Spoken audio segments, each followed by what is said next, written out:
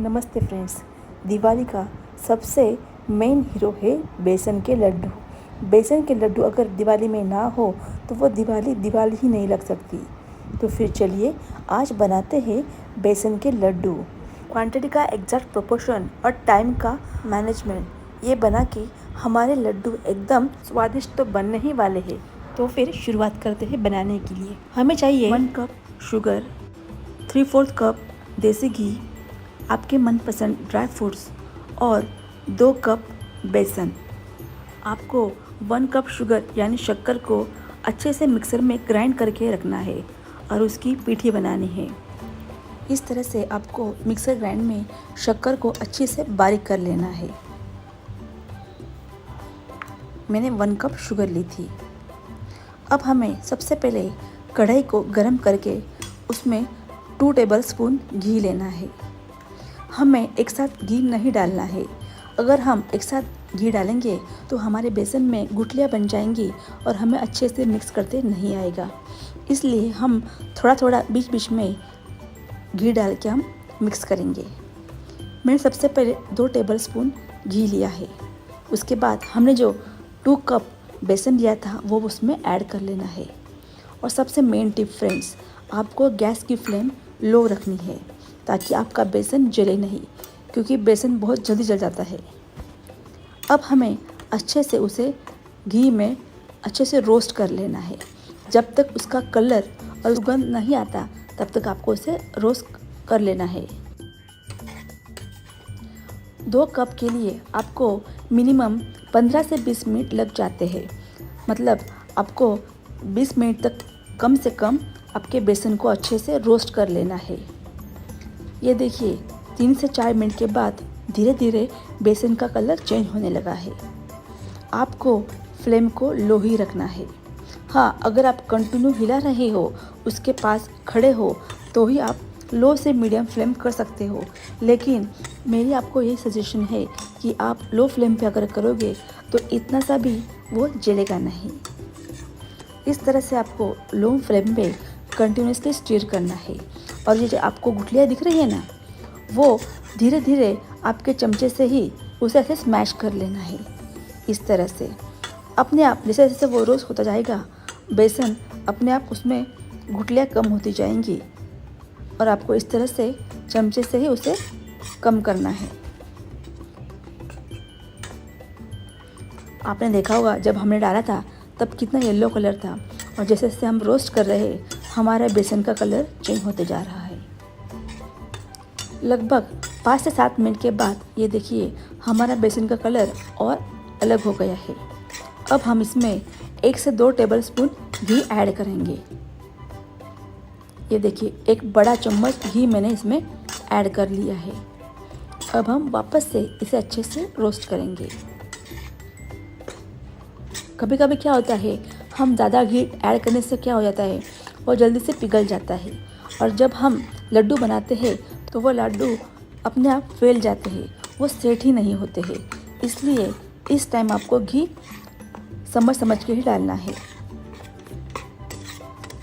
ये देखिए जैसे जैसे हमारा टाइम बढ़ रहा है, हमारा जो बेसन है वो अपने आप थोड़ा थोड़ा मॉइस्चर छोड़ रहा है। अब लगभग 7 से 8 मिनट के बाद मैंने जो बाकी जो घी था वो भी उसमें ऐड कर दिया है। और उसके बाद आपको फिर से 7 से 8 मिनट तक रोस्ट कर लेना है। ये देखिए फ्रेंड्स, जो घी हमारा बाकी था वो भी मैंने उसमें ऐड कर लिया है। और देखिए हमारा जो बेसन था वो कितना मॉइस्चर छोड़ रहा है, पूरा गीला हो गया है। अब मुझे बेसन रोस्ट करते हुए लगभग 15 से 17 मिनट हो गए हैं।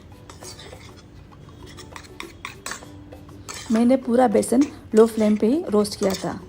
ये देखिए ये जो कंसिस्टेंसी आई है, इसका मतलब हमारा बेसन अच्छे से पक गया है और घर में ऑलरेडी अच्छी सी धुंधली सी सुगंध फैल रही है।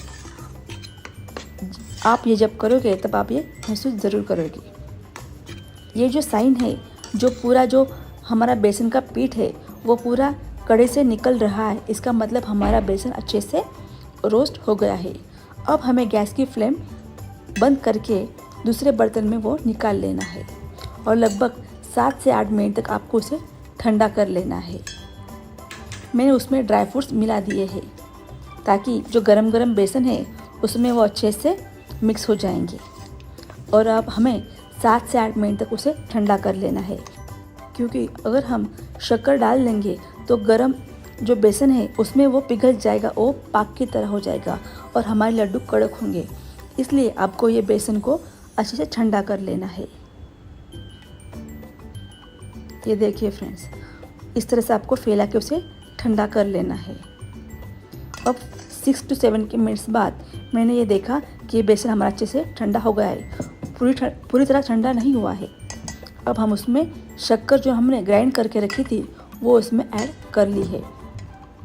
अब हमें उसको अच्छे से उसमें मिक्स कर लेना है।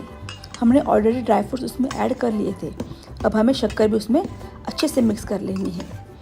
अब मैं इसे हाथों से ही अच्छे से मिक्स कर लूँगी ताकि वो पूरे बेसन में घुल जाएगी और हमारे हाथों की गर्मी से अपने आप वो सब गर्मी से मिक्स हो जाएगी। हमारा जो बेसन है वो ऑलरेडी थोड़ा सा गर्म है, वो बिल्कुल भी पूरी तरह ठंडा नहीं है, इसलिए आपको थोड़ा सा वो कम गर्म लगेगा, लेकिन ये कंसिस्टेंसी एकदम करेक्ट है। इस तरह से आपको हाथों से शक्कर और बेसन को अच्छी तरह से मिक्स कर लेना है।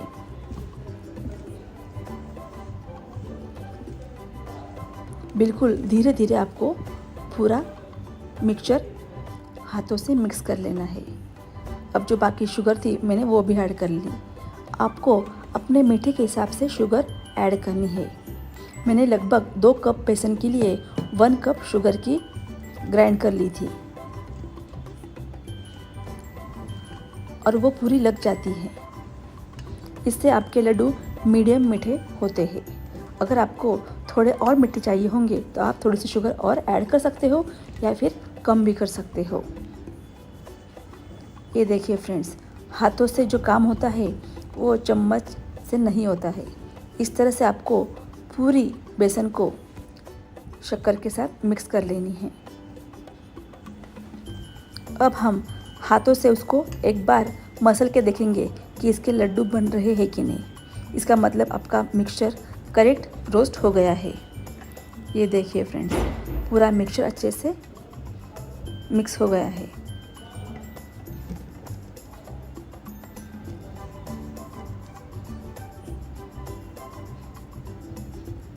इस तरह से अगर वो बन रहा है इसका मतलब हमारे लड्डू अब बनने के लिए तैयार है। तो फिर चलिए गणपति बाप्पा का नाम लेके पहला गणपति बाप्पा का लड्डू बनाते हैं। इस तरह से एक हाथ से या फिर 2 हाथों से आप लड्डू बना सकते हो। उसमें घी अगर बराबर हुआ तो अपने आप वो लड्डू घी छोड़ता है। ये देखिए फ्रेंड्स, कितना एकदम अभी से वो चमकने लगा है। इसका मतलब हमारा जो घी का प्रमाण था वो भी करेक्ट हुआ है। ये देखिए हमारा लड्डू तैयार है।